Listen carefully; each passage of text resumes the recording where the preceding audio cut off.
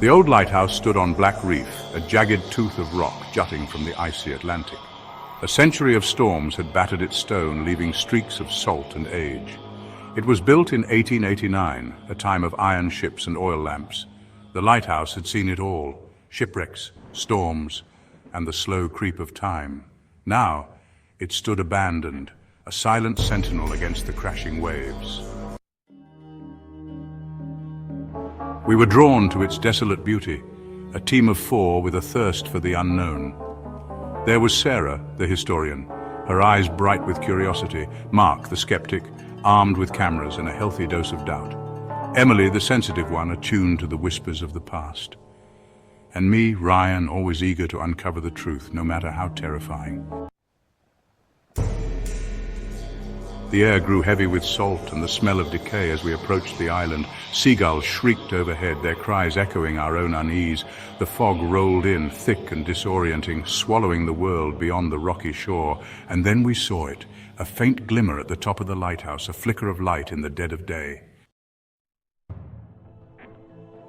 The heavy oak door creaked open, releasing a musty, cold air. It felt as though the door hadn't been opened in decades, the hinges groaning in protest. The scent of aged wood and forgotten memories wafted out, mingling with the chill that seemed to seep from the very walls.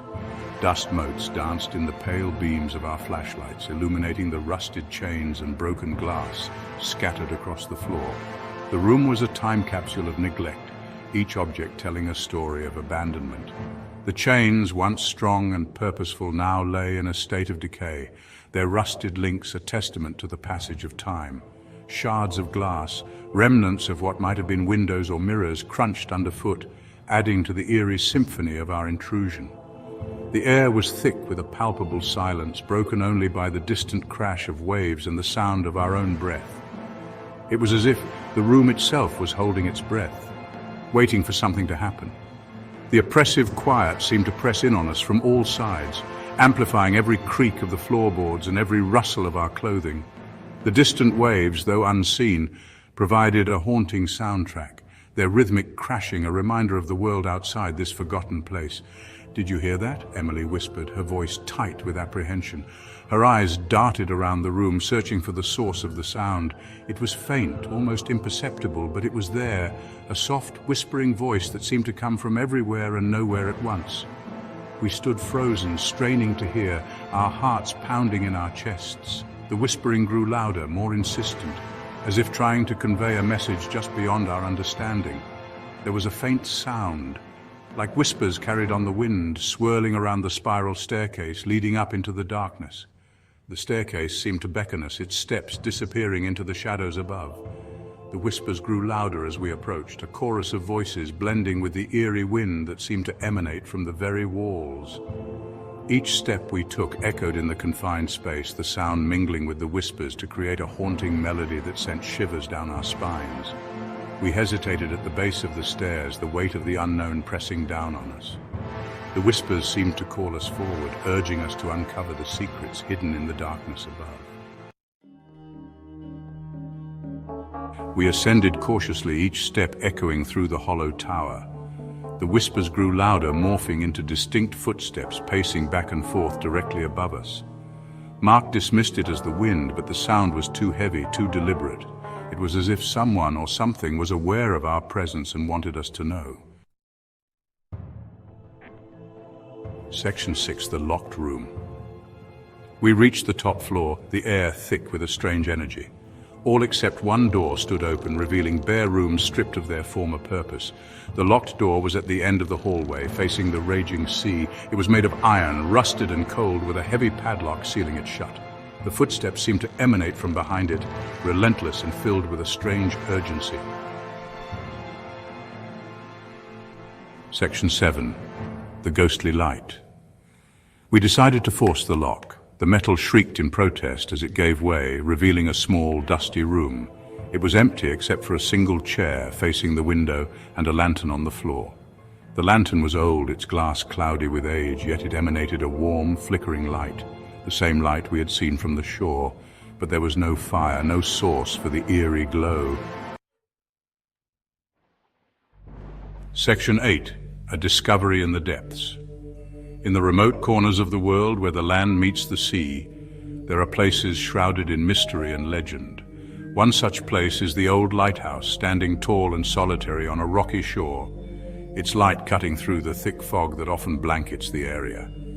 This lighthouse has seen countless storms and has been a silent witness to the passage of time. As we investigated the lantern, we couldn't help but feel a sense of history emanating from it. The lantern, though rusty and old, seemed to hold secrets of its own. It was as if it had been waiting for someone to uncover its story, to bring its past to light. The dim glow it cast in the room added to the eerie atmosphere, making us feel like we had stepped back in time. Sarah stumbled upon a loose floorboard. Her curiosity piqued. She carefully pried it open, revealing a hidden compartment beneath. The discovery was unexpected, and the air seemed to grow colder as we realized we were about to uncover something significant. The floorboard creaked as it was lifted, and a small cloud of dust rose, dancing in the lantern's light. Prying it open, we discovered a hidden compartment containing a leather-bound journal. The journal was old, its leather cover worn and cracked with age. It felt fragile in our hands, as if it might crumble at any moment. The sight of it filled us with a mix of excitement and trepidation, knowing that we were holding a piece of history, a window into the past. The pages were filled with faded ink and frantic scribbles. Each page told a story, written in a hurried hand, as if the author had been desperate to record their thoughts before they were lost forever. The ink had bled in places, making some words difficult to read, but the urgency and emotion behind the writing were unmistakable. It was clear that this journal held the key to understanding the lighthouse's dark past. It belonged to the former lighthouse keeper, a man whose life had been consumed by his duty to the lighthouse. The portrait we found showed a stern, weathered face, eyes that had seen too much. He had dedicated his life to keeping the light burning, guiding ships safely through treacherous waters.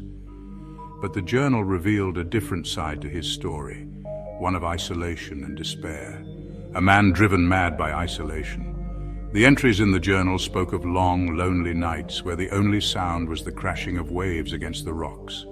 The keeper's mind had begun to unravel, the solitude taking its toll.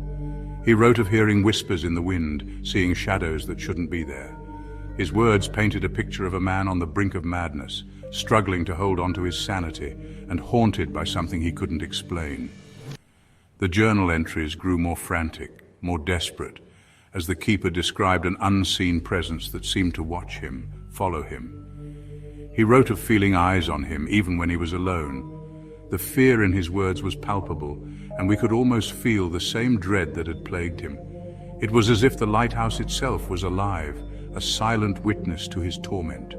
His entries spoke of strange lights at sea, whispers in the night, and a sense of being watched. He described seeing lights that danced on the horizon, moving in ways that defied explanation. The whispers grew louder, more insistent, filling the silence with their eerie presence. The keeper's fear was evident in every word, his desperation to understand what was happening to him, and a horrifying presence that shared his lonely vigil. The final entries in the journal were almost incoherent, the writing shaky and disjointed. The keeper spoke of a shadowy figure that appeared in the lighthouse, watching him from the darkness. He felt its presence constantly, a cold, unrelenting force that seemed to seep into his very soul. The journal ended abruptly, leaving us with more questions than answers, and a chilling sense of the unknown. Section 9. The Lighthouse Keeper's Secret. The tale begins on a stormy night with waves crashing against the rocky coastline and the old lighthouse standing tall, its light barely piercing through the thick fog. This lighthouse, once a beacon of hope for sailors, now holds a dark and terrifying secret. His final entry, scrawled in a trembling hand, revealed the terrifying truth. The journal, found hidden in the lighthouse keeper's quarters, was filled with frantic notes and desperate pleas. Each page told a story of a man slowly losing his grip on reality, haunted by the whispers from the sea. The lighthouse keeper hadn't gone mad. His eyes, once full of life, now reflected the torment he endured. He was a man burdened with a secret too horrifying to share, a secret that gnawed at his sanity day and night. He had discovered a horrifying secret hidden within the depths surrounding Black Reef. The waters, dark and foreboding, held more than just the dangers of the sea. They concealed an ancient evil, a presence that had been there long before the lighthouse was built, something ancient and evil, something that drew ships to their doom and whispered to him from the darkness. The ruins beneath the waves were a testament to a forgotten civilization, one that had worshipped this malevolent force. The keeper's journal spoke of strange symbols and eerie chants that echoed through the water. He wrote of sacrificing himself to appease it, to keep the light burning as a warning to others. And then silence. The keeper's final act was one of desperation and courage. He believed that by offering himself he could keep the malevolent force at bay, at least for a while. The light from the lantern flickered, casting dancing shadows on the walls. We were not alone. As we explored the lighthouse, the air grew thick with an unexplainable dread. The shadows seemed to move on their own, and the feeling of being watched was inescapable. Something was here with us, something drawn to the light, something awakened from the depths. The presence was palpable, a cold, malevolent force that seemed to seep into our very bones. It was as if the lighthouse itself was alive, a sentinel guarding the secret of Black Reef. The final entry in the journal was a chilling reminder of the keeper's fate. "I can hear it calling to me," he wrote. "The light must never go out. If it does, we are all doomed." His words echoed in our minds as we realized the gravity of the situation. The storm outside raged on, and the lighthouse stood as a solitary guardian against the darkness. The keeper's sacrifice had kept the evil at bay, but for how long? The light must continue to shine, a beacon of hope and a warning to all who venture near Black Reef. A new keeper took up the mantle, determined to continue the fight against the ancient evil. The light must never go out, for it is the only thing standing between us and the darkness that lurks beneath the waves. The legacy of the lighthouse keeper lives on, a testament to the courage and sacrifice required to protect us all. And so the lighthouse continues to shine, a beacon of hope in the darkest of nights. The secret of Black Reef remains hidden, but the light serves as a constant reminder of the sacrifices made to keep the darkness at bay. The story of the lighthouse keeper is one of bravery, sacrifice, and the eternal struggle against the unknown.